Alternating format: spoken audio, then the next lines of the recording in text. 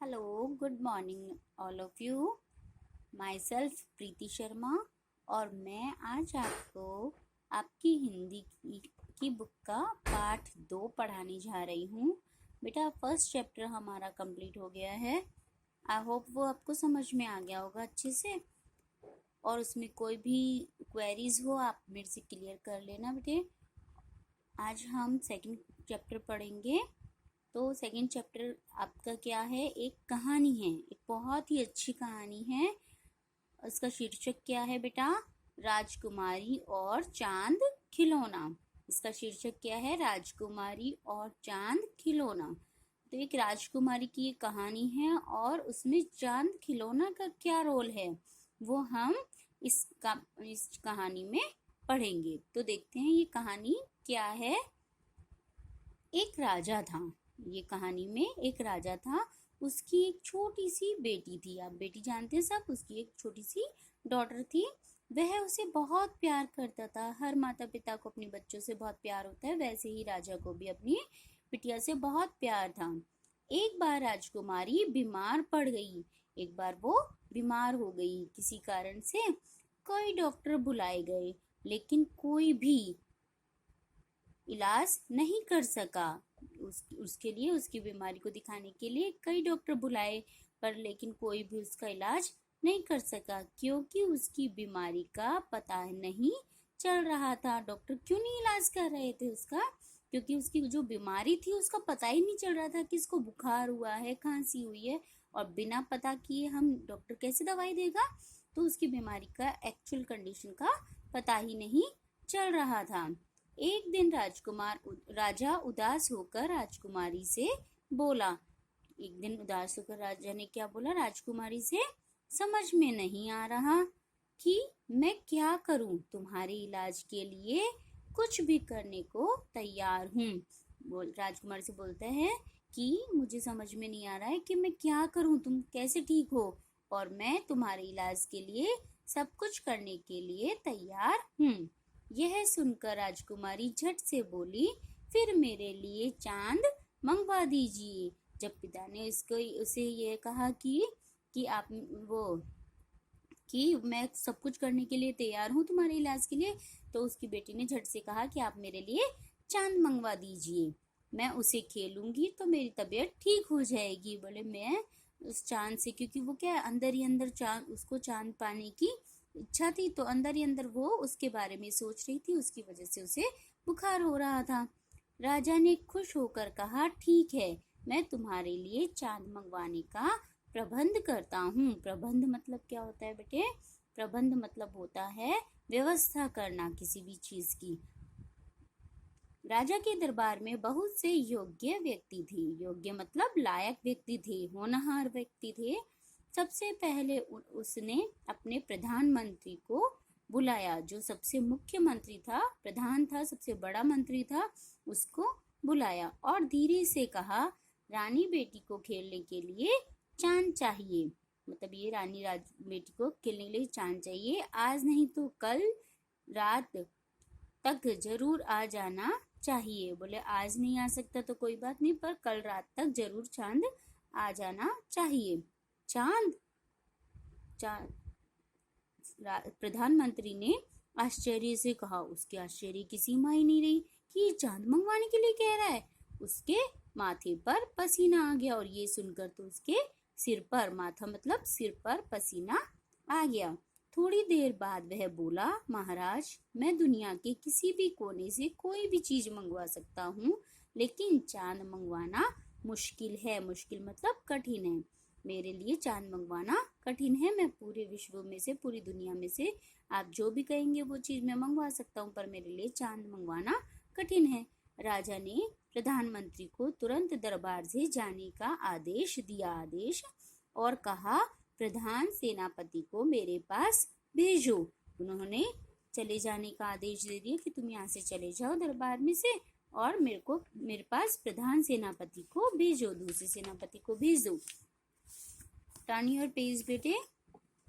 प्रधान सेनापति के आने पर राजा ने उससे भी चांद लाने के लिए कहा, पर प्रधान सेनापति ने भी अपनी असमर्थता वो भी नए लाभ पाने की असमर्थता व्यक्त करते हुए, मतलब वो भी इस कार्य को करने में समर्थ नहीं था।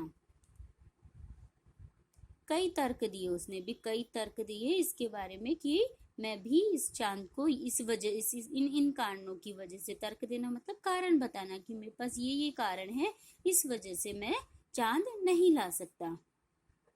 और अंत में बोला, चांद को कोई भी नहीं ला सकता, वह यहाँ से 1.5 लाख मील दूर है। बोले चांद को तो हम ही क्या, कोई भी नहीं ला सकता। क्यों? क्योंकि वो यहाँ से कितना दूर है, 1.5 लाख मील दूर है।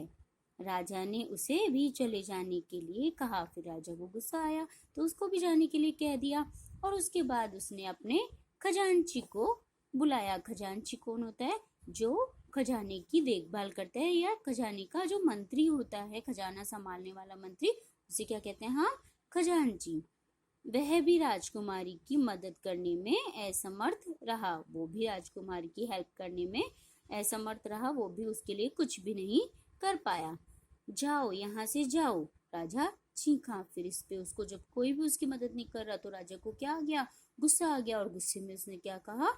जाओ, यहाँ से सभी चले जाओ, जाकर दरबारी जोकर को भेजो। बोले दरबारी, जो हमारे दरबार का दरबारी है, वो जोकर, उसको भेजो। जोकर ने आते ही झुककर सलाम किया और पूछा। जोकर ने आते ही राजा को झुककर सलाम किया। ये जोकर आपकी जो पिक्चर में दिखाया गया है, उसने, सरकार आपने मुझे बुलाया। और उसने राजा से क्या कहा कि सरकार आपने मुझे बुलाया है। तो राजा बोलते हैं हाँ। राजा रो पड़ा इस पर। जब उसने इतना सभी ने इसको हेल्प के लिए मना कर दिया तो अब वो अंदर से टूट गया और उसको रोना आ गया। और वो रोते रोते क्या बोलते हैं? जब तक रानी बेटी को चांद नहीं मिलेगा तब तक उसकी तबीयत ठीक नहीं होगी। क्या तुम चांद ला सकते हो? बोलते हैं कि मेरी बेटी बीमार हो गई है और उसको सही करने के लिए चांद लाने की जरूरत है, और तुम क्या ये काम कर सकते हो? तो वो बोलते हैं हाँ, क्यों नहीं। बोले मैं ये काम कर सकता हूँ, क्यों नहीं कर सकता, लेकिन पहले यह पता लगाना होगा कि राजकुमारी कितना बड़ा चांद चाहती हैं। बोले उससे पहले मुझे ये पता लगाना पड़ेगा कि राजकुमारी को कितना बड़ा चांद चाहिए। कोई बात नहीं, मैं खुद जाकर उनसे पूछ लेता हूँ। इस पे बोला उसने कि मैं ये बात उनसे खुद ही पूछ लेता हूँ। जोकर बोला और सीधे राजकुमारी के कमरे में जा पहुंचा। यह बोलकर जोकर सीधा राजकुमारी के कमरे में चला गया। राजकुमारी ने जोकर को देखकर पूछा, क्या तुम चांद ले आए? राजकुमारी ने जैसे ही जोकर को देखा तो उसने बोला कि क्या तुम चांद लेकर आ गए? बोले अभी नहीं, कि मैं अभी नहीं लेके आया हूँ, लेकिन जल्द ही ला दूंगा। लेकिन जल्द मतलब जल्दी ही मैं आपको चांद ला दूंगा। पर यह तो बताओ कि चांद कितना बड़ा है। बोले तुम्हें ये बात तो बताना पड़ेगा ना उसके लिए कि चांद कितना बड़ा है। तो राजकुमारी ने कहा, मेरे अंगूठे के नाखून के बराबर। मेरा जो अंगूठा है उसके नाखून के, आपका जो अंगूठा है उसके नाखून के बराबर ही है। ऊपर का जो नाखून का वो आता है ना, हमारा बढ़ा हुआ नाखून, वो कैसा दिखता है? जैसे चांद की शेप का। क्योंकि जब मैं आंख के सामने अंगूठे का नाखून रख कर देती हूँ तो वो दिखाई नहीं देता। ये इसमें राजकुमारी ने क्या तर्क दिया कि उसने चांद के बराबर, अंगूठे के नाखून के बराबर चांद को क्यों बताया? क्योंकि जब भी वो अपनी आंख के सामने अंगूठे का नाखून कर देती है तो उसको चांद दिखाई नहीं देता। अच्छा, और बता दो कि चांद किस चीज का बना है और कितनी ऊंचाई पर है। तो बोलते हैं अब मुझे ये भी बताओ कि चांद कितना बड़ा है, कितनी ऊंचाई पे है और किस चीज का बना है। तो राजकुमारी कहती है चांद सोने का बना है। राजकुमारी बोली, और वह पेड़ के बराबर की ऊंचाई पर है। ठीक है, आज रात मैं पेड़ पर चढ़कर चांद को उतार लाऊंगा, जोकर ने कहा और खुश होकर राजा के पास लौट आया। उसने राजा से कहा, मैं कल तक राजकुमारी के लिए चांद खिलौना ले आऊंगा। तो उसने कहा कि मैं राजकुमारी के लिए चांद वाला खिलौना ले आऊंगा, और उसने अपनी योजना राजा को बता